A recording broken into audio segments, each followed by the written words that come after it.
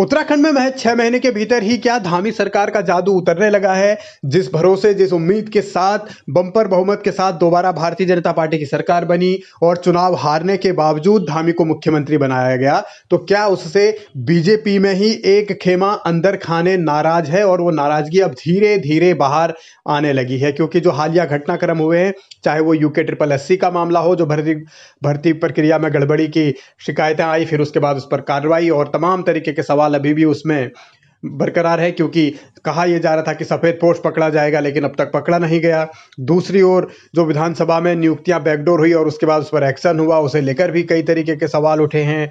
और अंकिता हत्याकांड को लेकर जिस तरीके से बीजेपी की किरकिरी हुई है, या भारतीय जनता पार्टी के एक नेता का बेटा उस हत्याकांड का जब मुख्य आरोपी है, तो उस पूरे प्रकरण में भी संभवतः दिल्ली तक जो बीजेपी की छवि, उत्तराखंड बीजेपी की छवि गई है, वो खराब गई है, जिससे आला कमान बेहद खफा बताया जा रहा है। और इसकी एक वानगी भी देख लीजिए, आनन फानन में बीएल संतोष को देहरादून आना पड़ा, जो कि संगठन महामंत्री हैं भारतीय जनता पार्टी में।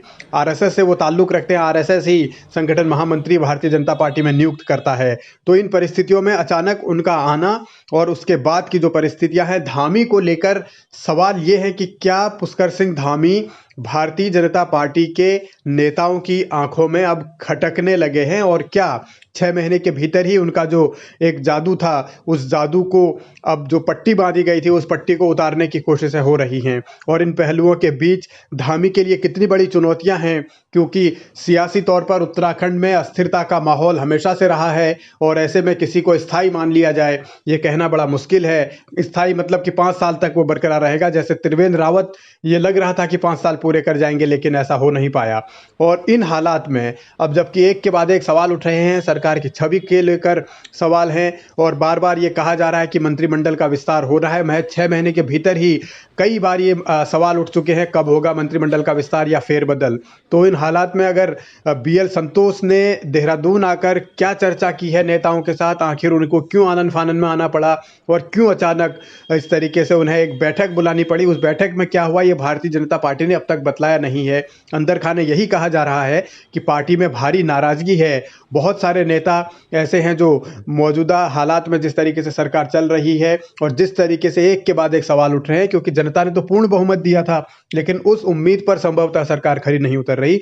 और सवाल इस बात को लेकर भी है कि धामी कैबिनेट में कई ऐसे मंत्री हैं जिनकी परफॉर्मेंस ठीक नहीं है, इसलिए बार बार उनको हटाने की मांग तो उठ रही है, लेकिन हटाया नहीं जा रहा। तो आखिर इसकी क्या वजह है?